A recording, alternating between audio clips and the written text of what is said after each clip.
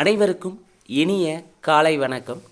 Olympia IAS academy வழங்கும் இன்றைய வீடியோவில் நாம் பார்க்குள்ளது எக்கனாமிக்ஸ் பகுதியில் இருக்கக்கூடிய மிக முக்கியமான 200 வினாவிடைகளாக தான் நம்ம ஒன்லைனராக பார்க்க இருக்கிறோங்க. நிச்சயமாக அப்கமிங்காக வரக்கூடிய குரூப் 4 எக்ஸாமுக்கு இந்த 200 கேள்விகளும் ரொம்ப யூஸ்ஃபுல்லாக இருக்கும்.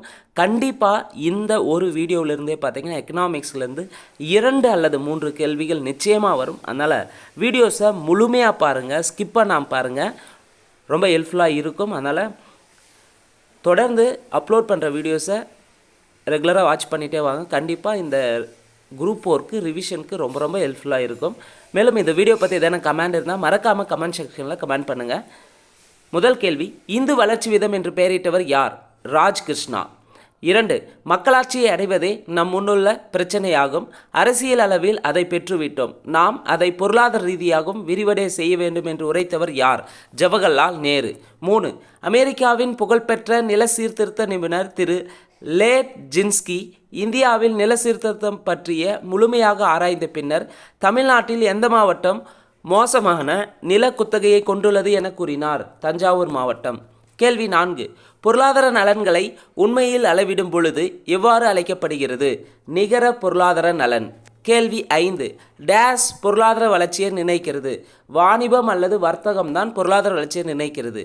கேள்வி 6, சமதர்ம பொருளாதார முறையினை பின்பற்றும் நாடுகள் எவை? சீனா, கியூபா, வியட்நாம், வடகொரியா. சமதர்ம பொருளாதார முறையினை பின்பற்றும் நாடுகள் சீனா, கியூபா, வியட்நாம், வடகொரியா. கேள்வி 7, ஆளுமையின் வகைப்பாட்டை பற்றி கூறியவர் யார்? மார்க்ஸ் வீபர். கேள்வி 8, உயர்குடியினர் அல்லா கோட்பாட்டை பற்றி கூறியவர் யார்? உயர்குடியினர் அல்லா கோட்பாட்டை பற்றி கூறியவர் காரல் மார்க்ஸ். கேள்வி 9, பொருளாதாரத்தின் தந்தை என்று அழைக்கப்படுபவர் ஆடம் ஸ்மித். கேள்வி 10, நவீன பொருளாதாரத்தின் தந்தை என்று அழைக்கப்படுபவர் ஜேஎம் கின்ஸ். பொருளாதாரத்தின் தந்தை ஆடம் ஸ்மித், நவீன பொருளாதாரத்தின் தந்தை ஜேஎம் கின்ஸ். கேள்வி 11, ஆடம் ஸ்மித்தின் நாடுகளின் செல்வம் என்ற மிக உயர்ந்த நூல் வெளியிடப்பட்ட ஆண்டு? 1776. ஆடம் ஸ்மித்தின் நாடுகளின் செல்வம் என்ற மிக உயர்ந்த நூல் வெளியிடப்பட்ட ஆண்டு 1776. கேள்வி 12, இந்தியாவில் நுகர்வோரின் விரும்பத்தக்க செலவானது எந்த அளவு உணவின் அளவை எடுப்பதற்கு பாதுகாப்பு கொடுக்கிறது என்று கூறியவர்? இந்தியாவில் நுகர்வோரின் விரும்பத்தக்க செலவானது எந்த அளவு உணவின் அளவை எடுப்பதற்கு பாதுகாப்பு கொடுக்கிறது என்று கூறியவர் டன்டேகர் மற்றும் ராத். கேள்வி 13, பொருளாதாரத்தில் பொது நிதி என்ற நூல் யாரால் எழுதப்பட்டது? பொருளாதாரத்தில் பொது நிதி என்ற நூல் ஏசி பிகு என்பவரால் எழுதப்பட்டது. கேள்வி 14, வரி தாங்கும் திறன் என்பது நாட்டிலுள்ள மக்களால் ஏற்றுக்கொள்கின்ற வரிச்சுமையாகும் என்பதை விளக்கியவர் யார்? பேராசிரியர் ஜோசியா ஸ்டாம்ப். வரி தாங்கும் திறன் என்பது நாட்டிலுள்ள மக்களால் ஏற்றுக்கொள்கின்ற வரிச்சுமையாகும் என்பதை விளக்கியவர் பேராசிரியர் ஜோசியா ஸ்டாம்ப். கேள்வி 15, பொது பொருள் என்பது சமூக விருப்பமாகவும் தகுதியான விருப்பமாகவும் வகைப்படுத்தியவர் பேராசிரியர் மஸ்கிரேவ். பொது பொருள் என்பது சமூக விருப்பமாகவும் தகுதியான விருப்பமாகவும் வகைப்படுத்தியவர் பேராசிரியர் மஸ்கிரேவ். கேள்வி 16, நல்ல பணம் கெட்ட பணத்தினால் விரட்டப்படுகிறது என்ற கூற்று யாரால் சொல்லப்பட்டது? நல்ல பணம் கெட்ட பணத்தினால் விரட்டப்படுகிறது என்ற கூற்று யாரால் சொல்லப்பட்டது? Sir Thomas Gresham. கேள்வி 17, அறிவியல் சமதர்மத்தை தோற்றுவித்தவர் யார்? Karl Marx. கேள்வி 18, 2014ஆம் ஆண்டு பொருளாதாரத்திற்கான நோபல் பரிசை பெற்றவர் ஜீன் திரோல். கேள்வி 19, பொது செலவின் புனித விதிகளை வழங்கியவர் பேராசிரியர் சிராஸ். பொது செலவின் புனித விதிகளை வழங்கியவர் பேராசிரியர் சிராஸ். கேள்வி 20, 1854இல் வால்டன் என்கிற பாதுகாப்பு மற்றும் சூழல் என்பதை சார்ந்த நூலினை எழுதியவர் யார்? Henry David Thoreau. கேள்வி 21, சரிசம விதியை கூறியவர் யார்? சரிசம விதியை கூறியவர் ஆடம் ஸ்மித். கேள்வி 22, இந்திய அரசாங்கத்தால் எந்த வருடம் எம்டிஎன்எல் நிறுவப்பட்டது? இந்திய அரசாங்கத்தால் எந்த வருடம் எம்டிஎன்எல் நிறுவப்பட்டதுன்னா 1986. கேள்வி 23, மைய இட கோட்பாட்டை அறிமுகப்படுத்தியவர் யார்? வால்டர் கிறிஸ்டாலர். மைய இட கோட்பாட்டை அறிமுகப்படுத்தியவர் யார்? வால்டர் கிறிஸ்டாலர். கேள்வி 24. விலை விறைப்பு திறன் கோட்பாடு யாரால் உருவாக்கப்பட்டது? விலை விறைப்பு திறன் கோட்பாடு பால் ஸ்வீசியால் உருவாக்கப்பட்டது. கேள்வி 25.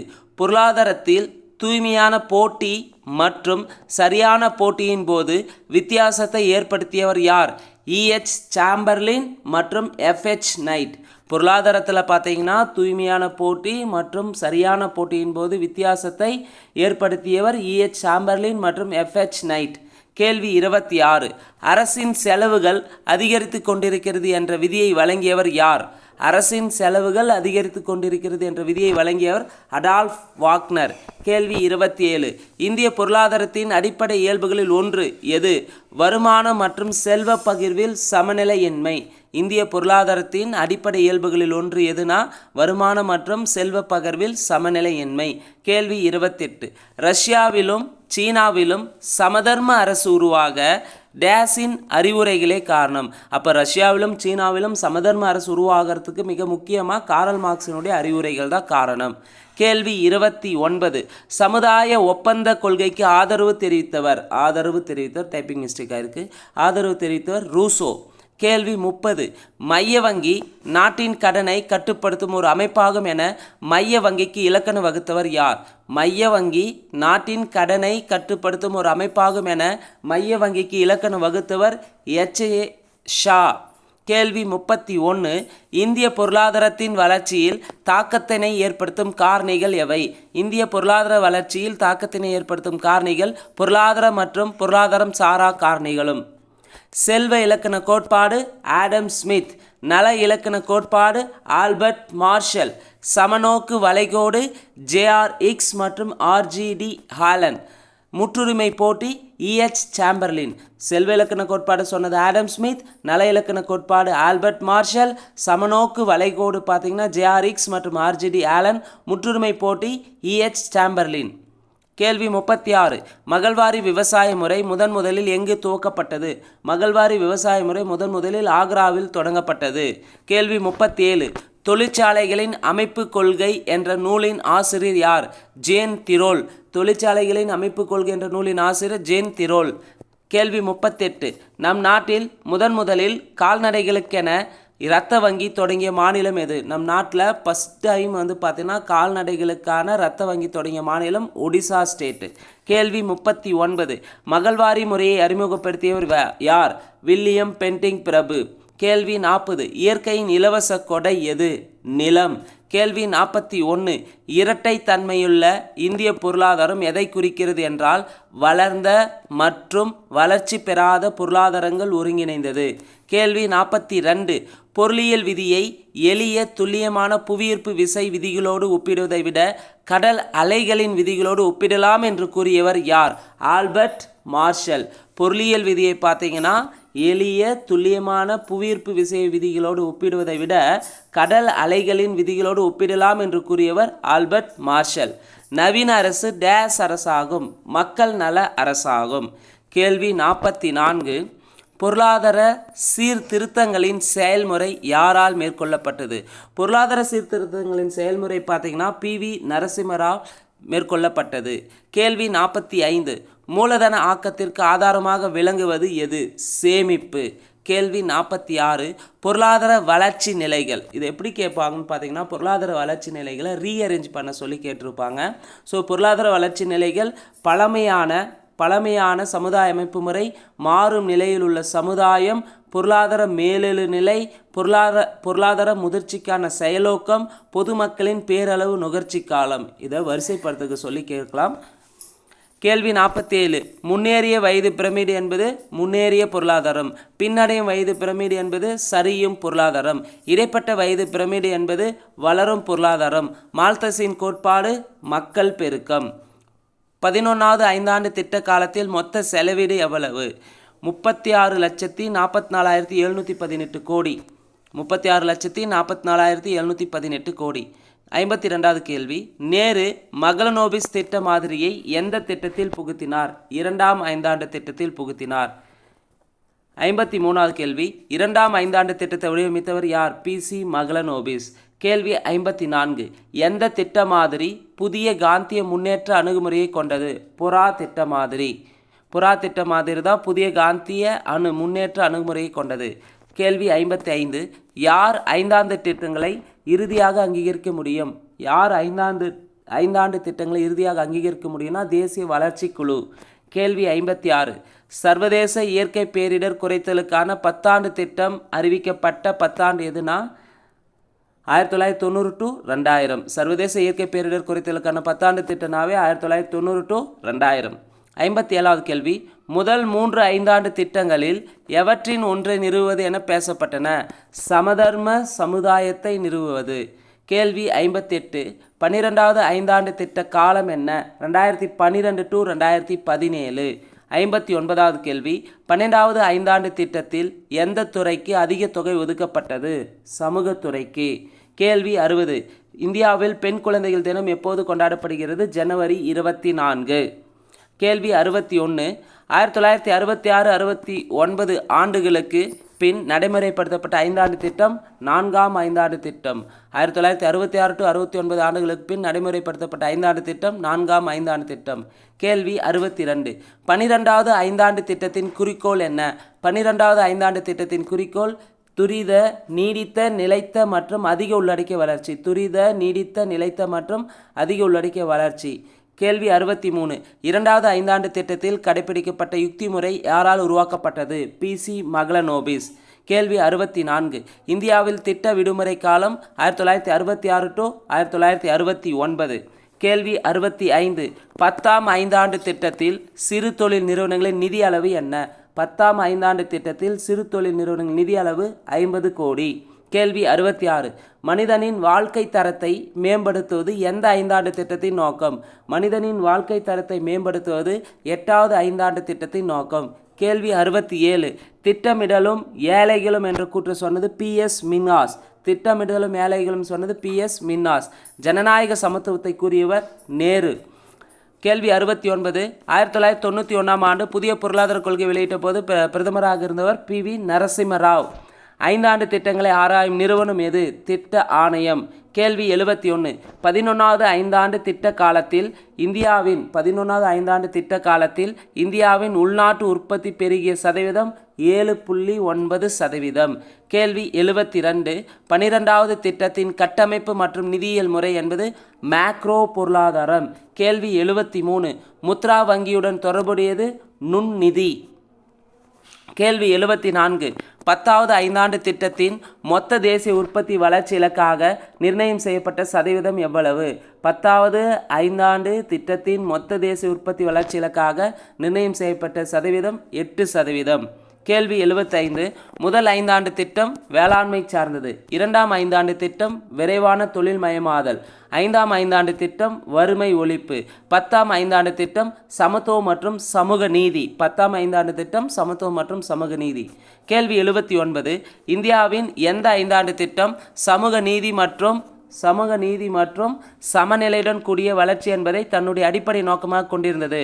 இந்தியாவின் எந்த ஐந்தாண்டு திட்டம் சமூக நீதி மற்றும் சமநிலையுடன் கூடிய வளர்ச்சி என்பதை தன்னுடைய அடிப்படை நோக்கமாக கொண்டிருந்ததுன்னா 9வது ஐந்தாண்டு திட்டம் தான். கேள்வி 80, முதலாவது ஐந்தாண்டு திட்டம் டேஸ்க்கு அதிக அளவு முக்கியத்துவம் அளித்தது? விவசாயத்திற்கு. கேள்வி 81, எந்த ஐந்தாண்டு திட்ட காலத்தில் தேசிய முன்னேற்ற சபை ஆரம்பிக்கப்பட்டது? எந்த ஐந்தாண்டு திட்ட காலத்தில் தேசிய முன்னேற்ற சபை ஆரம்பிக்கப்பட்டதுன்னா முதல் ஐந்தாண்டு திட்ட காலத்தில். கேள்வி 82, 11வது ஐந்தாண்டு திட்டத்தில் பார்த்தீங்கன்னா பெண் மற்றும் குழந்தைகளின் விகிதாச்சாரம் 0 முதல் 6 வயது வரை உள்ள குழந்தைகளின் எண்ணிக்கை 935ஆக 2011 to 12 டைப்பிங் மிஸ்டேக் ஆகிருக்கு, பார்த்துக்காங்க. 11 to 12 950ஆக 2016 to 17 உயர்ந்தது. இது அரசின் திட்டங்கள் குறைந்தபட்சம் 33% நேரடியாகவோ மறைமுகமாகவோ பெண்கள் மற்றும் குழந்தைகளுக்கு போய் சேர்வதை உறுதி செய்தது.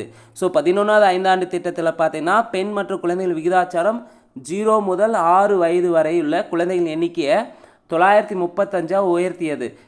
எப்போனா 2011 to 12. அதே 1950 வந்து 2016-17 உயர்ந்தது. இது அரசின் திட்டங்கள் குறைந்தபட்சம் 33% நேரடியாகவோ மறைமுகமாகவோ பெண்கள் மற்றும் குழந்தைகளுக்கு போய் சேர்வதை உறுதி செய்தது. 5 ஆண்டு திட்ட காலங்களில் ஓராண்டு திட்டங்கள் நடைமுறைப்படுத்தப்பட்ட ஆண்டு 1966லேருந்து 69 காலகட்டத்தில் தான் ஓராண்டு திட்டங்கள் நடைமுறைப்படுத்தப்பட்டது.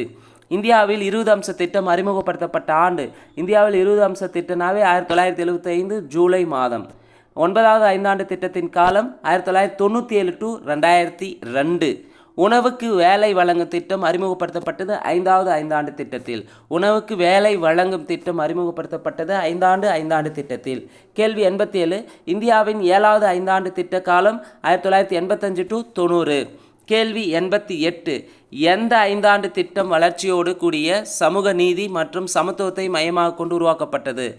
எந்த ஐந்தாண்டு திட்டம் பார்த்தீங்கன்னா வளர்ச்சியோடு கூடிய சமூக நீதி மற்றும் சமத்துவத்தை மையமாக கொண்டு உருவாக்கப்பட்டதுன்னா 9வது ஐந்தாண்டு திட்டம். கேள்வி 89. சர்வ சிக்ஷா அபியான் டேஸ் காலத்தில் நிறுவப்பட்டது? சர்வ சிக்ஷா அபியான் 9வது ஐந்தாண்டு திட்ட காலத்தில் நிறுவப்பட்டது. கேள்வி 90. 9வது ஐந்தாண்டு திட்டத்தின் போது டேஸ் மில்லியன் மக்கள் வேலையின்மை இன்றி இருந்தனர்? 9வது ஐந்தாண்டு திட்டத்தின் போது 106 மில்லியன் மக்கள் வேலையின்றி இருந்தனர். கேள்வி 91. 12வது ஐந்தாண்டு திட்டத்தின் வளர்ச்சி வீதம் எவ்வளோன்னு பார்த்தீங்கன்னா 8% வளர்ச்சி. கேள்வி 92. இந்தியாவின் 11வது பிரதம மந்திரியாக இருந்தவர் தேவகவுடா. கேள்வி 93. கரிவா அட்டாவோ என்பதன் பொருள் ஏழ்மையை அகற்றுதல் அல்லது வறுமையை அகற்றுதல்னு சொல்லலாம். கேள்வி 94. பெரும்பிரிவினை ஆண்டு எப்பன்னு பார்த்தீங்கன்னா 1921. கேள்வி 95. நிதி ஆயோக்கின் தலைவர் யார்? பிரதம மந்திரி. கேள்வி 96. தேசிய வளர்ச்சி குழுமம் தொடங்கப்பட்ட ஆண்டு எப்பொழுது? தேசிய வளர்ச்சி குழு என்டிசின்னு சொல்லலாம், நேஷனல் டெவலப்மெண்ட் கவுன்சில்னு சொல்லலாம். இது எப்போ தொடங்கினாங்கன்னா ஆகஸ்ட் 6 1952. கேள்வி 97.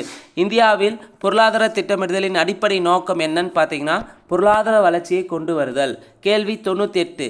இந்தியாவின் திட்டக்குழு நிதி ஆயோக் என மாற்றப்பட்ட ஆண்டு? இந்தியாவினுடைய திட்டக்குழு நிதி ஆயோக் என மாற்றப்பட்டது எப்பன்னு பார்த்தீங்கன்னா ஜனவரி 1 2015 தான் திட்டக்குழு நிதி ஆயோக்கை மாற்றிருப்பாங்க. கேள்வி 99. பிசி மகளனோபிஸ் மாதிரி திட்டம் டேஸ் அடிப்படையாக கொண்டது? பிசி மகளனோபிஸ் மாதிரி திட்டம் ரஷ்யாவின் அனுபவத்தை அடிப்படையாக கொண்டது. கேள்வி 100. புறா மாதிரியில் பின்பற்றப்படும் அணுகுமுறை புதிய காந்திய அணுகுமுறை. கேள்வி 101. இந்தியாவின் திட்ட கமிஷன் தற்போது எவ்வாறு அழைக்கப்படுகிறது? நிதி ஆயோக். கேள்வி 102. இந்திய திட்டக்குழுவின் இறுதியான துணைத் தலைவர் யார்? இந்திய திட்டக்குழுவினுடைய கடைசி துணைத் தலைவர் மான்டேக் சிங் அலுவாலியா. கேள்வி 103. முன்னாள் சோவியத் ரஷ்யா உலகிற்கு கொடுத்த கொடை திட்டமிடுதல். கேள்வி 104. மத்திய அரசால் எப்போது தேசிய திட்டக்குழு தொடங்கப்பட்டது? மார்ச் 1950. மத்திய அரசால் எப்போது தேசிய திட்டக்குழு தொடங்கப்பட்டது? மார்ச் 1950. மக்கள் திட்டத்தை உருவாக்கியவர் யார்? MN ராய். கேள்வி 106. எந்த வரி விதிப்பு முறையில் வரி விகிதமும் வரி ஆதாரமும் நேரடி தொடர்பு கொண்டவை? வளர்வீத வரியில் எந்த வரி விதிப்பு முறையில் வரி விகிதமும் வரி ஆதாரமும் நேரடி தொடர்பு கொண்டவை? வளர்வீத வரி. கேள்வி 107. திட்டமிடுதலில் ஹரிபா ஹட்டாவ் என்ற முழக்கம் வாசகம் குறிப்பிடுவது வறுமையை அகற்றுதல். கேள்வி 108. தேசிய வளர்ச்சி குழு ஏற்படுத்தப்பட்ட ஆண்டு 1952 ஆகஸ்ட் 6. திட்டக்குழு கலைக்கப்பட்ட நாள் ஆகஸ்ட் 17 2014. திட்டக்குழு கலைக்கப்பட்ட நாள் ஆகஸ்ட் 17 2014. பொருளாதார திட்டமிடுதலை முதன்முறையாக செயல்படுத்திய நாடு சோவியத் ரஷ்யா. கேள்வி 111. 2011 ஆண்டு மக்கள் தொகை கணக்கெடுப்பின்படி தமிழ்நாட்டின் நகர்ப்புற மக்கள் தொகை எவ்வளோன்னு பார்த்தீங்கன்னா 34.95 மில்லியன். கேள்வி 112. நிதி ஆயோக் ஆணையம் நிறுவப்பட்ட நாள் ஜனவரி 1 2015. நிதிக்குழு ஏற்படுத்தப்பட்ட நாள் நிதிக்குழுனாவே 1951 நவம்பர் 22 ஏற்படுத்தினாங்க. நிதிக்குழு 1951 நவம்பர் 22. திட்டக்குழு ஏற்படுத்தப்பட்ட நாள் மார்ச் 15 1950. மார்ச் 15 1950. தேசிய வளர்ச்சி குழு ஏற்படுத்தப்பட்ட நாள் தேசிய வளர்ச்சி குழுனாவே ஆகஸ்ட் 6 1952. நிதி ஆயோக்னா ஜனவரி 1 2015, நிதிக்குழுனா நவம்பர் 22 1951, திட்டக்குழுனா மார்ச் 15 1950, தேசிய வளர்ச்சி குழுனா ஆகஸ்ட் 6 1952 ஏற்படுத்தப்பட்டது. இந்தியாவில் முதல் திட்டக்குழுவின் தலைவர் யார்? ஜவஹர்லால் நேரு. தொழில் கொள்கை புரட்சி ஏற்பட்டது 1956. 14 வணிக வங்கிகள் தேசியமயமாக்கப்பட்ட ஆண்டு 1969. அதே 6 வங்கிகள் தேசியமயமாக்கப்பட்டது 1980. 2018-19 நிதியாண்டின் முதல் காலாண்டில் இந்தியாவின் மொத்த உள்நாட்டு உற்பத்தி எவ்வளவு? 2018-19 நிதியாண்டில் முதல் காலாண்டில் இந்தியாவின் மொத்த உள்நாட்டு உற்பத்தி 8.2%. 120வது கேள்வி. நிதி ஆயோக் அறிக்கையின்படி நிலத்தடி நீரை அதிகமாக பயன்படுத்தும் மாநிலம் எது? தமிழ்நாடு. கேள்வி 121. இந்திய திட்டக்குழு மிக அழுத்தமாக வேளாண்மை துறைக்கு செய்த பரிந்துரை என்ன? அரசாங்கம் வேளாண்மை துறைக்கு அதிக முதலீடு செய்ய வேண்டும். கேள்வி 122. நிதி ஆயோக் என்பது செயலாட்சி உருவாக்கிய அமைப்பு ஆகும். கேள்வி 123. இஸ்லாமிய வளர்ச்சி வங்கியின் முதல் கிளை இந்தியாவில் எங்கு தொடங்கப்பட்டது? இஸ்லாமிய வளர்ச்சி வங்கியினுடைய முதல் கிளை இந்தியாவில் அகமதாபாத்தில் தொடங்கப்பட்டது. கேள்வி 124. யாருடைய பரிந்துரையின் அடிப்படையில் ரிசர்வ் வங்கியின் ஊரக கடன்கள் அனைத்தும் நபார்டு வங்கிக்கு மாற்றப்பட்டது? யாருடைய பரிந்துரையின் அடிப்படையில் தான் ரிசர்வ் வங்கியினுடைய ஊரக கடன் எல்லாமே நபார்டு வங்கிக்கு மாற்றினாங்கன்னா கிராபிக் கார்ட் என்பவருடைய பரிந்துரையின் அடிப்படையில். Graphic card. கேள்வி 125. இந்திய ரிசர்வ் வங்கி ஆர்பிஐ ஆரம்பிக்கப்பட்ட ஆண்டு 1935 ஏப்ரல் 1. ஆர்பிஐ தேசியமயமாக்கப்பட்ட ஆண்டு 1949. இந்திய சிறு தொழில் வளர்ச்சி வங்கி அதாவது SIDBI, small industry development bank, SIDBI வந்து பார்த்தீங்கன்னா எப்போ நிறுவப்பட்டதுன்னா சிட்பி 1990 ஏப்ரல் 2. சிட்பி இந்திய சிறு தொழில் வளர்ச்சி வங்கி நிறுவப்பட்ட ஆண்டு ஏப்ரல் 2 1990. ஆதார் மசோதா பாராளுமன்றத்தில் இயற்றப்பட்டது எப்போது? ஆதார் மசோதாவே பாராளுமன்றத்தில் இயற்றப்பட்டதுன்னா மார்ச் 11 2015. மார்ச் 11 2015. எந்த வங்கி முதலில் ஏடிஎம்ஐ உலகிற்கு அறிமுகப்படுத்தியது? City bank 1970. ஏடிஎம்ஐ உலகிற்கு முதலில் அறிமுகப்படுத்திய வங்கி சிட்டி பேங்க். எப்போனா 1970. நரசிம்மன் குழு அறிக்கை எதை பற்றியதுன்னா வங்கித்துறையில் சீர்திருத்தம் தொடர்பானது. நரசிம்மன் குழு அறிக்கை எதை பற்றியதுன்னா வங்கித்துறையில் சீர்திருத்தம் தொடர்பானது. ரிசர்வ் பேங்க் ஆஃப் இந்தியாவின் கருத்து அடிப்படையில் எந்த மாநிலம் பணக்கார மாநிலமாக கருதப்படுகிறது? மகாராஷ்டிரா மாநிலம். நபார்டு வங்கி எந்த குழு பரிந்துரையால் கொண்டு வரப்பட்டது? நபார்டு வங்கி பார்த்தீங்கன்னா சிவராமன் குழு பரிந்துரையால் கொண்டு வரப்பட்டது. இந்தியாவில் இந்திய தொழில் வளர்ச்சி வங்கி எப்போது தொடங்கப்பட்டது? இந்தியாவில் இந்திய தொழில் வளர்ச்சி வங்கி தொடங்கப்பட்ட ஆண்டு 1964. இந்திய தொழில் வளர்ச்சி வங்கி தொடங்கப்பட்டது 1964. இந்திய ரிசர்வ் வங்கியின் குறைந்தபட்ச கையிருப்பு எவ்வளவு இருக்க வேண்டும்? இந்திய ரிசர்வ் வங்கியின் குறைந்தபட்ச கையிருப்பு ரூபாய் 200 கோடி இருக்கணும். அவற்றில் குறைந்தபட்ச ரூபாய் 115 கோடி தங்கமாக இருக்கணும். அப்போ மினிமம் வந்து ஆர்பிஐ கிட்ட எவ்வளோ இருக்குன்னா 200 கோடி இருக்கணும். இந்த 200 கோடியிலும் 115 கோடி வந்து தங்கமாக வச்சுருக்கணும். கேள்வி 135. இந்திய ரிசர்வ் வங்கியின் வெளிச்சந்தை நடவடிக்கைகள் என்பது எதை குறிக்கிறதுனா தகுதியுடைய பங்குகளை விற்றலும் வாங்குதலும். இந்திய ரிசர்வ் வங்கி உருவாக்கியது 1934ஆம் ஆண்டு இந்திய ரிசர்வ் வங்கி சட்டம். 137வது கேள்வி. இந்திய மைய வங்கியின் சட்டம் இயற்றிய வருடம் 1934. கேள்வி 138.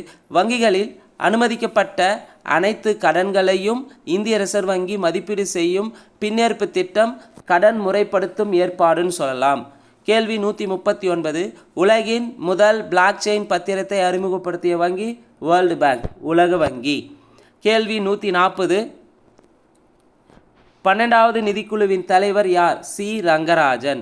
13வது நிதிக்குழுவின் தலைவர் யார்? விஜய் எல் கேல்கர். 14வது நிதிக்குழுவின் தலைவர் ஒய் வேணுகோபால் ரெட்டி. 15வது நிதிக்குழு தலைவர் என்.கே. சிங்னு சொல்லலாம் அல்லது நந்த் கிஷோர் சிங். 12வது நிதிக்குழு தலைவர் சி ரங்கராஜன், 13 விஜய் எல் கேல்கர், 14வது நிதிக்குழு ஒய் வேணுகோபால் ரெட்டி, 15வது நிதிக்குழு தலைவர் நந்த் கிஷோர் சிங். எம்ஆர்டிபி சட்ட திருத்தங்களை பரிந்துரைத்த குழு சச்சார் குழு. எம்ஆர்டிபி சட்ட திருத்தங்களை பரிந்துரைத்தது சச்சார் குழு. வங்கிகளை கண்காணித்தல் பெசல் குழு. நீண்ட கால உணவு கொள்கையை பரிந்துரைத்த குழு அபிஜித் சென் குழு. நீண்ட கால உணவு கொள்கைனாவே அபிஜித் சென் குழு. சிறு தொழில்கள் தொடர்பான குழு அபித் உசைன் குழு. சிறு தொழில்கள்னாவே அபித் உசைன் குழு. 13வது நிதிக்குழுவின் கீழ் அதிகபட்ச நிதி ஒதுக்கீடு எந்த மாநிலத்திற்கு தரப்பட்டது? 13வது நிதிக்குழுவின் கீழ் அதிகபட்ச நிதி ஒதுக்கீடு பார்த்தீங்கன்னா உத்தரப்பிரதேச ஸ்டேட்டுக்கு தான் தந்திருப்பாங்க. முதலாவது நிதி ஆணையத்தின் தலைவர் யார்? கேசி நியோகி. சுதந்திர இந்தியாவின் முதல் நிதியமைச்சர் யார்? ஆர்.கே. சண்முகம் செட்டியார். எது பொது நிதியியலின் உள்ளடக்கமாக இல்லை? காரணி விலை தீர்மானித்தல். RIDP என்பது கிராம கூட்டமைப்பு முன்னேற்ற நிதி, ரூரல் இன்ஃப்ராஸ்ட்ரக்சர் டெவலப்மெண்ட் ஃபண்டுன்னு சொல்லுவாங்க இங்கிலீஷில். RIDP rural infrastructure development fund, கிராம கூட்டமைப்பு முன்னேற்ற நிதின்னு சொல்லலாம். இந்தியாவில் எந்த அரசு குடும்ப நலத்திட்டத்தை நடைமுறைப்படுத்துகிறது? மாநில அரசு மைய அரசின் முழு நிதியுதவியுடன் நடைமுறைப்படுத்துகிறது. மாநில அரசு மைய அரசின் முழு நிதியுதவியுடன் குடும்ப நலத்திட்டத்தை நடைமுறைப்படுத்துகிறது. இந்தியாவின் 11வது நிதிக்குழுவின் தலைவர் யார்? AM குஸ்ரு. பொது நிதி என்ற புகழ்பெற்ற நூல் வெளியிடப்பட்ட ஆண்டு 1928. நிதித்துறை சீர்திருத்த குழுவின் தலைவர் ரகுராம் ராஜன். நிதி உள்ளடக்க குழு சி ரங்கராஜன். நிதித்துறை சீர்திருத்த குழுக்கு தலைவர் ரகுராம் ராஜன். நிதி உள்ளடக்க குழு சி ரங்கராஜன். நேரடி வரிகள் விசாரணை குழு வாஞ்சு. வறுமை மதிப்பீட்டு முறையை பற்றி சொன்னது SD டெண்டுல்கர் குழு. வறுமை மதிப்பீட்டு முறையை பற்றி கூறியது SD டெண்டுல்கர் குழு. 2011-12 ஆண்டு வரவு செலவு திட்டத்தின்படி இந்திய அரசாங்கத்தின் ஒட்டுமொத்த கடன் தொகை எவ்வளவு? 32,81,465 கோடியாக இருந்தது. 2011-12 வரவு செலவு திட்டத்தின்படி இந்திய அரசாங்கத்தின் ஒட்டுமொத்த கடன் தொகை 32,81,465 கோடியாக இருந்தது. தற்போது 1 லட்சம் கோடிக்கு மேலே போயிடுச்சு. இந்திய நிதிக் கொள்கையின் கருவிகள் என்னன்னு பார்த்தீங்கன்னா பொது வருவாய், பொது செலவு மற்றும் பொது கடன். இந்திய நிதிக் கொள்கையின் கருவிகள் பொது வருவாய், பொது செலவு, பொது கடன். கேள்வி 162. நிதிநிலை அறிக்கையில் மொத்த திட்டம் சார் மற்றும் திட்டசாரா செலவுகளை வருவாய் வரவு, கடன் மீட்சி மற்றும் பிற வருவாயின் கூட்டுத்தொகையிலிருந்து கழித்து வருவது மொத்த நிதி பற்றாக்குறை. கேள்வி 163.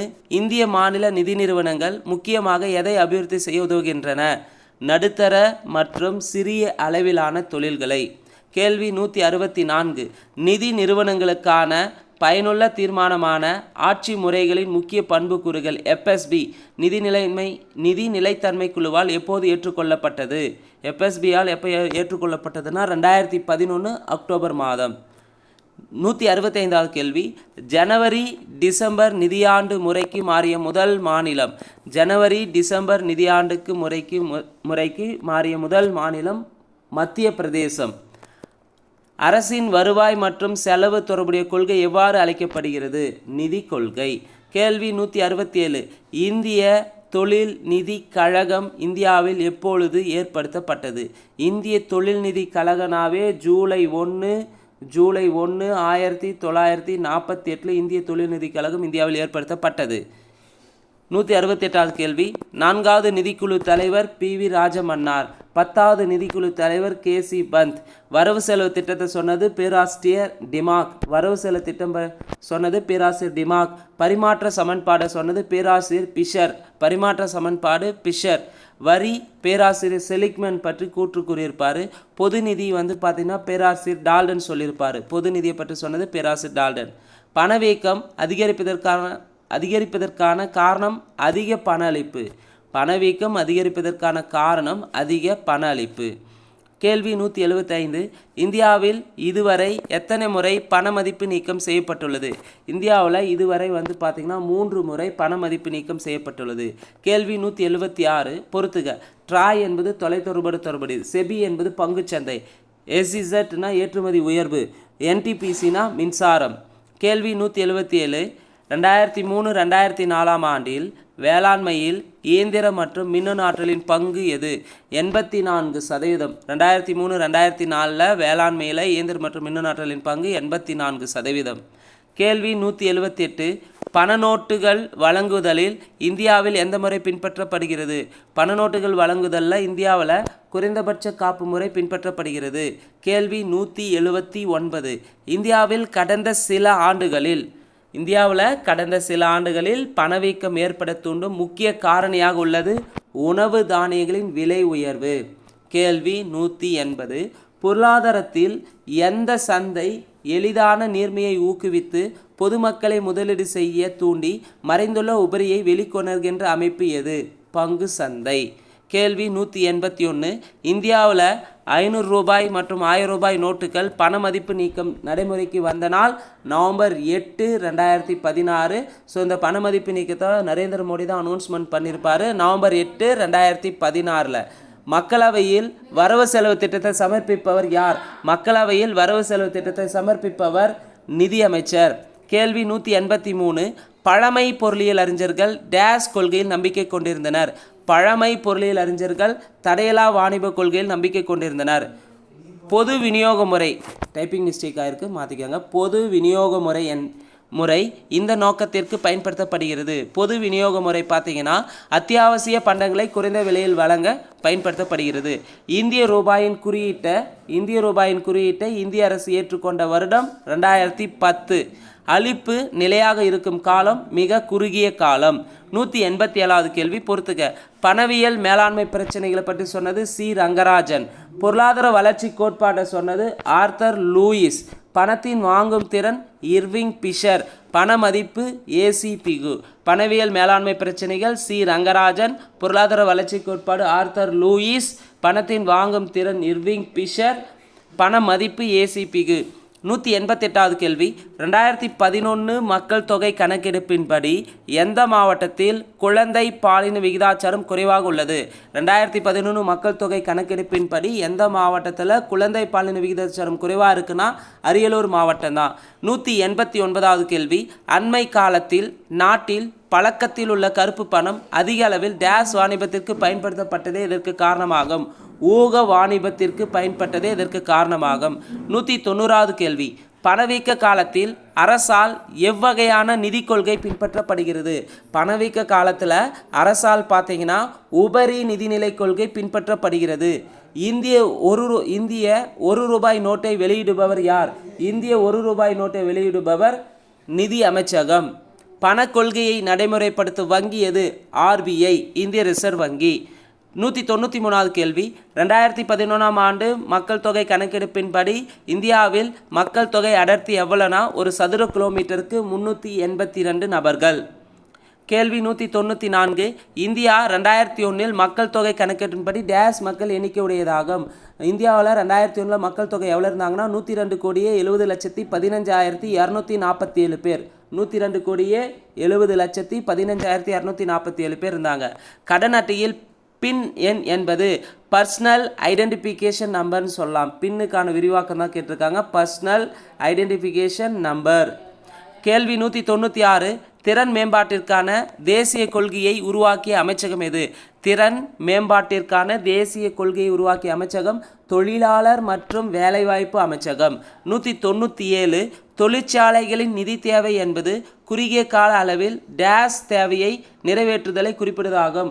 நடைமுறை மூலதனம் தேவையை நிறைவேற்றுவதை குறிப்பிடுவதாகும். கேள்வி 198. சமனற்ற வரவு செலவு திட்டம்னா உபரி வரவு செலவு திட்டம்னு சொல்லலாம், பற்றாக்குறை வரவு செலவு திட்டம்னு சொல்லலாம். இந்த வரவு செலவு திட்டமே ஒரு நாட்டின் பொருளாதார சமநிலையை அடைய பயனுள்ளதாக இருக்கும் என்று நவீன பொருளாதார வல்லுநர்கள் கருதுகின்றனர். அதுபோல அரசின் வருவாயும் செலவும் சமமின்மையாக காணப்படும். இதுதான் சமனற்ற வரவு செலவு திட்டத்தை பற்றி சொல்லியிருப்பாங்க.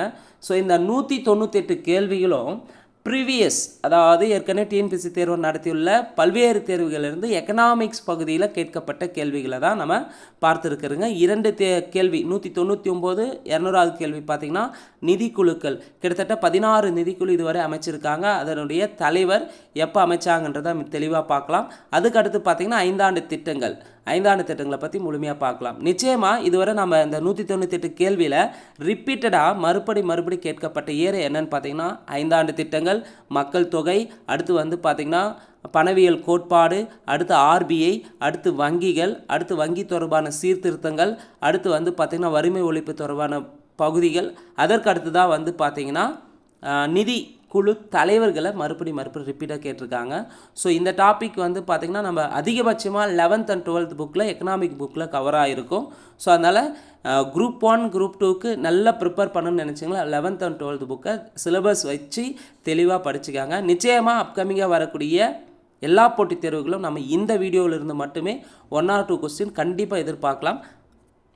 அடுத்து நிதிக்குழுக்கள். முதலாவது நிதிக்குழு இதை எப்படி கேட்கலான்னா ஒன்று தனித்தனியாக செப்பரேட்டாக கேட்கலாம், அல்லது மேட்ச் த ஃபாலோவிங்கில் கேட்கலாம். எப்படி கேட்டாலும் நமக்கு நிதிக்குழுவை பொறுத்தவரை எல்லா எக்ஸாமுக்கும் நம்ம தெளிவாக படிச்சுட்டு போகணும். அப்போ முதல் நிதிக்குழு தலைவர் KC நியோகி, இரண்டாவது நிதிக்குழு தலைவர் K சந்தானம். நமக்கு இங்கே அதிகபட்சமாக இதுவரை கேட்டதிலே நிதிக்குழுவினுடைய தலைவர்கள் தான் கேட்டிருக்காங்க. 10வது நிதிக்குழு தலைவர் யார், 4வது நிதிக்குழு தலைவர் யாருன்னு நம்ம பார்த்துருப்போங்க. நம்ம மேலே இருந்த கேள்விகளை நீங்கள் அனலைஸ் பண்ணியிருந்தாங்கன்னா, அப்போது மெயினாக இந்த ஆண்டுகள் வந்து செயல்படுத்தப்பட்ட ஆண்டுனா லாஸ்ட்டாக ரீசண்டாக இப்போ 16வது நிதிக்குழு இருக்குன்னா அதனுடைய காலம் என்னன்னு கேட்கலாம். அதுதான் ரொம்ப ரொம்ப முக்கியமானதாக இருக்கும். மற்றபடி அதிகபட்சமாக மோஸ்ட்லி வந்து தலைவர்களை தான் கேட்டிருக்காங்க.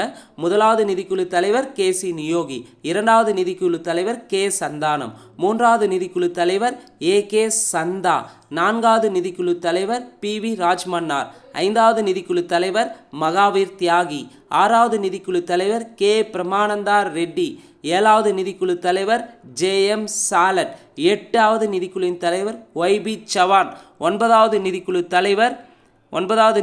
தலைவர் வந்து NKP சால்வே, 10வது நிதிக்குழு தலைவர் KC பந்த், 11வது நிதிக்குழு தலைவர் AM குஸ்ரு, 12வது நிதிக்குழு தலைவர் C ரங்கராஜன், 13வது நிதிக்குழு தலைவர் டாக்டர் விஜய் எல் கேல்கர், 14வது நிதிக்குழு தலைவர் டாக்டர் Y வேணுகோபால் ரெட்டின்னு சொல்லலாம், அல்லது YV ரெட்டின்னு சொல்லலாம்.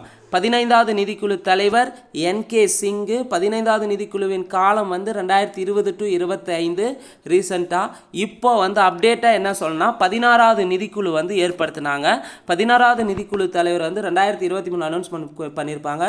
குறிப்பாக 16வது நிதிக்குழுவின் தலைவராக வந்து அரவிந்த் பனகாரியா, திட்டக்குழுவின் துணைத் தலைவராக இருந்த அரவிந்த் பனகாரியா தான் 16வது நிதிக்குழுவின் தலைவராக நியமிச்சிருப்பாங்க. இவருடைய காலம் 2025 to 2030ன்னு சொல்லலாம். நிச்சயமாக இந்த கேள்வி 16வது நிதிக்குழுவின் தலைவர் யாருன்னு கேட்கலாம். அரவிந்த் பனகாரியா அப்கமிங்காக வரக்கூடிய குரூப் 4 எக்ஸாமில். ஸோ இந்த நிதிக்குழுவினுடைய தலைவர்கள் எத்தனாவது தலைவர்ன்றதை தெளிவாக படிச்சு வச்சுக்காங்க, கண்டிப்பாக எதிர்பார்க்கலாம். அடுத்து ஐந்தாண்டு திட்டங்களை பொறுத்தவரையும் அந்த ஐந்தாண்டு திட்டங்களுடைய முக்கிய நோக்கங்கள், அடுத்து வளர்ச்சி விகிதத்தை பற்றி ரிப்பீட்டடாக மாற்றி கேட்குறாங்க. ஸோ நம்ம மொத்தம் ஐந்தாண்டு திட்டத்தையும் நம்ம பார்க்கலாம். 12 ஐந்தாண்டு திட்டங்கள் இருக்குது. இப்போ லாஸ்ட்டாக வந்து 2014 திட்டக்குழுக்கு மாற்றாக நிதி ஆணையம் ஏற்படுத்தினால இந்த ஐந்தாண்டு திட்டங்களை அப்படியே வந்து கைவிட்டுறாங்க. முதல் ஐந்தாண்டு திட்டம் காலம் 1951 to 56. முதல் ஐந்தாண்டு திட்டம் மாதிரி வந்து எராட்டோமர் மாதிரி. முதல் ஐந்தாண்டு திட்டத்தின் முக்கிய நோக்கம் வேளாண்மையை முன்னேற்றுவதை கொண்டது. முதல் ஐந்தாண்டு திட்டத்தின் வளர்ச்சி 3.6%. இரண்டாவது ஐந்தாண்டு திட்ட காலம் 56 to 61. PC மகளனோபிஸ் மாதிரியை கொண்டது. இதனுடைய முதன்மை நோக்கம் தொழில் முன்னேற்றம். இரண்டாவது ஐந்தாண்டு திட்டத்தில் வளர்ச்சி எவ்வளோ இருந்ததுன்னா 4.1%. அடுத்து மூன்றாவது ஐந்தாண்டு திட்டம் காட்கில் திட்டம்னு சொல்லலாம். காலம் 61 to 66. முதன்மை நோக்கம் என்னன்னா, மூன்றாவது ஐந்தாண்டு திட்டத்தின் முதன்மை நோக்கம் சுதந்திரமான பொருளாதாரம் மற்றும் சுய முன்னேற்ற நிலையை அடைதல். இது மூன்றாவது ஐந்தாண்டு திட்டம் சீனா இந்தியா போர் காரணமாக வளர்ச்சி இலக்கான 5.6% அடையவில்லை. அடுத்து சீனா போர் ஏற்படுத்தினால திட்ட விடுமுறை காலம் ஏற்படுகிறது 1966 to 69. குறிப்பாக சீனா இந்தியா போர் மற்றும் மூணாவது ஐந்தாண்டு திட்டத்தின் தோல்வியே திட்ட விடுமுறைக்கான முதன்மை காரணமாக இருக்குது. இந்த காலத்தில் தான் ஓராண்டு திட்டங்கள் உருவாக்கப்பட்டன. அப்போது திட்ட விடுமுறை காலமான 66 to 69 தான் ஓராண்டு திட்டங்கள் உருவாக்கப்பட்டன. அடுத்து நான்காம் ஐந்தாண்டு திட்டம் 1969 to 74. நான்காம் ஐந்தாண்டு திட்டத்தின் முக்கிய நோக்கம் நிலையான வளர்ச்சி மற்றும் தற்சார்பு நிலையை அடைதல். இதற்கான திட்ட இலக்கு 5.7%. வளர்ச்சி அடைந்தது வெறும் 3.3% வளர்ச்சி அடைந்தது. ஸோ நான்காம் ஐந்தாண்டு திட்டத்தின் திட்ட இலக்கு 5.7%, ஆனால் வளர்ச்சி அடைந்தது 3.3%. அடுத்து ஐந்தாம் ஐந்தாண்டு திட்டம்னாவே 1974 to 79 திட்ட காலம். இது வேளாண்மை தொழில்துறை மற்றும் சுரங்க தொழிலுக்கு முன்னுரிமை வழங்கியது. திட்ட இலக்கு பார்த்தீங்கன்னா 4.4% இருக்குது. வளர்ச்சி அடைந்தது 4.8%. ஸோ இந்த ஐந்தாம் ஐந்தாண்டு திட்டம் வளர்ச்சி பெற்றது. திட்டம் வெற்றி பெற்றது. இதில் பழைய புத்தகத்தில் பார்த்தீங்கன்னா ஐந்தாம் ஆண்டு திட்டத்தின் முக்கிய நோக்கமே வந்து வறுமை ஒழிப்புன்னு சொல்லியிருப்பாங்க. ஆனால் புதிய புத்தகத்தில் 11th அப்டேட் பண்ணியிருப்பாங்க. அதில் வந்து பார்த்திங்கன்னா 6ஆம் ஐந்தாண்டு திட்டம் தந்திருக்காங்க. மேக்ஸிமம் அது 5ஆம் ஐந்தாண்டு திட்டத்துக்கான மிக முக்கிய நோக்கமே வறுமை ஒழிப்பு கரிபு அட்டாவை என்பதாக கொடுத்துருக்காங்க. தொடர்ந்து டிஎன்பிசியில் அப்படி தான் ஆன்சர் தந்திருக்காங்க, பார்த்துக்காங்க. அடுத்து சுழல் திட்டம். சுழல் திட்டம் வந்து எப்போ ஏற்படுத்தினாங்கன்னா 1978 to 79 சுழல் திட்டம் ஏற்படுத்தினாங்க. 78 to 79 சுழல் திட்டம். அடுத்து 6ஆம் ஐந்தாண்டு திட்டம் 1980 to 85. 6ஆம் ஐந்தாண்டு திட்டனாவே வறுமை ஒழிப்பு கரிபா அட்டாவோ மற்றும் தொழில்துறை தற்சார்பு முதலீடு திட்டத்தை அடிப்படையாக கொண்டதுன்னு சொல்லலாம். 6ஆம் ஐந்தாண்டு திட்டம் வந்து திட்ட இலக்கு 5.2%, வளர்ச்சி அடைந்தது 5.7. ஸோ 6ஆம் ஐந்தாண்டு திட்டமும் வெற்றி பெற்றிருக்கோம். நம்ம வறுமை ஒழிப்புனாவே 5ஆம் ஐந்தாண்டு திட்டத்தில் கொடுத்துருந்தாங்க. ப்ரீவியஸில் நம்ம இதுக்கு மேலே பார்த்துருப்போங்க. ஆனால் இப்போ இருக்கிற நியூ புக்கில் ஆறாம் ஐந்தாண்டு திட்டத்தில் தான் வறுமை ஒழிப்பு மற்றும் தொழில்முறை தற்சார்பு முதலீட்டு திட்டத்தை அடிப்படையாக நோக்கமாக கொண்டதுன்னு தந்திருக்காங்க, பார்த்துக்காங்க. அடுத்து 7வது ஐந்தாண்டு திட்டம் 1985 to 90. 7ஆம் ஐந்தாண்டு திட்டத்தினுடைய முதன்மை நோக்கம் என்னன்னு பார்த்தீங்கன்னா தன்னிறைவு பொருளாதாரத்தை உருவாக்குதல் மற்றும் ஆக்கப்பூர்வமான வேலைவாய்ப்பை வழங்குதல். முதல் முறையாக பொதுத்துறைக்கு மேலாக தனியார் துறைக்கு முன்னுரிமை வழங்கப்பட்டது எந்த ஐந்தாண்டு திட்டம்னு கேட்பாங்க. முதல் முறையாக பொதுத்துறைக்கு மேலாக தனியார் துறைக்கு முன்னுரிமை வழங்கப்பட்டது 7வது ஐந்தாண்டு திட்டம். இதில் திட்ட இலக்கு 5.0%, வளர்ச்சி அடைந்தது 6.0%. அப்போ 7வது ஐந்தாண்டு திட்டமும் வெற்றி அடைஞ்சிருச்சு. 5ஆம் ஐந்தாண்டு திட்டம் வெற்றி, 6ம் வெற்றி, 7வது ஐந்தாண்டு திட்டம் வெற்றி. அடுத்து ஆண்டு திட்டங்கள் ஏற்படுத்துகிறாங்க. ஏன்னா அந்த சமயத்தில் 90 to 92 வந்து பார்த்திங்கன்னா மைய அரசின் நிலையற்ற அரசியல் சூழல் நிலவி இருக்கும். அதனால் 8ஆம் ஐந்தாண்டு திட்டத்தை நடைமுறைப்படுத்த இயலவில்லை. அதில் 2 ஓராண்டு திட்டங்களை செயல்படுத்துகிறாங்க. ஒன்று 1990 to 91, அடுத்து 91 to 92 செயல்படுத்துகிறாங்க. 2 ஓராண்டு திட்டங்கள். அடுத்து 8வது ஐந்தாண்டு திட்டம். 8வது ஐந்தாண்டு திட்டம் 1992 to 97. இந்த 8வது ஐந்தாண்டு திட்டத்தில் மிக முக்கியமாக எதுக்கு முன்னுரிமை தராங்கன்னா வேலைவாய்ப்பு, கல்வி, சமூக நலம் போன்ற மனிதவள மேம்பாடு நடவடிக்கைகளும் முன்னுரிமை.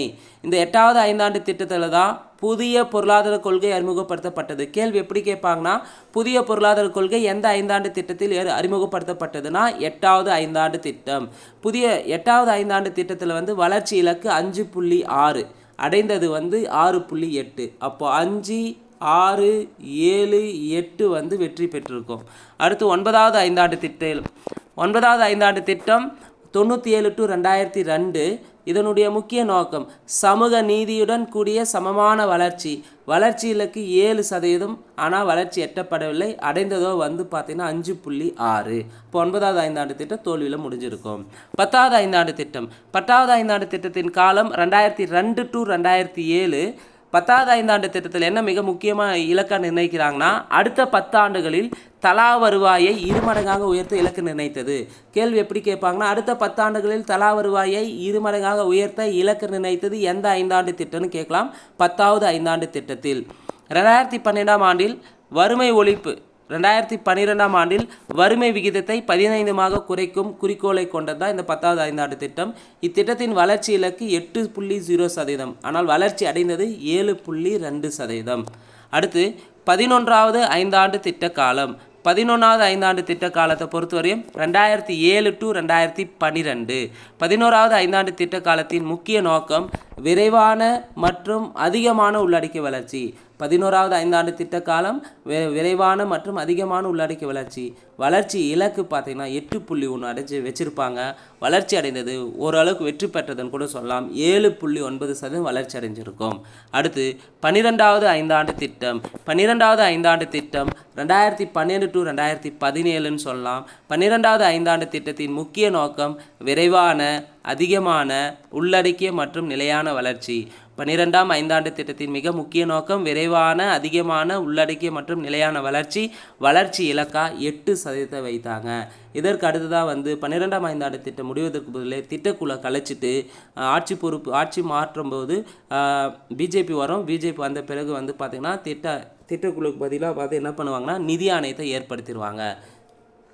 ஸோ இந்த வீடியோ பொறுத்தவரையும் எக்கனாமிக் பகுதியில் 200 கொஸ்டின்ஸை பார்த்துருக்குறேங்க. நிச்சயமாக அப்கமிங்காக வரக்கூடிய எல்லா போட்டித் தேர்வுகளிலும் எக்கனாமிக்ஸ் பகுதியிலேருந்து இதிலிருந்து 1 கேள்வி கண்டிப்பாக எதிர்பார்க்கலாம். அதனால் வீடியோஸை முழுமையாக பார்த்து நோட்ஸ் எடுத்து வச்சுக்கோங்க. அதே போல் வந்து இந்த வீடியோ பற்றி தானே கமெண்ட் இருந்தால் மறக்காமல் கமெண்ட் செக்ஷனில் கமெண்ட் பண்ணுங்கள்.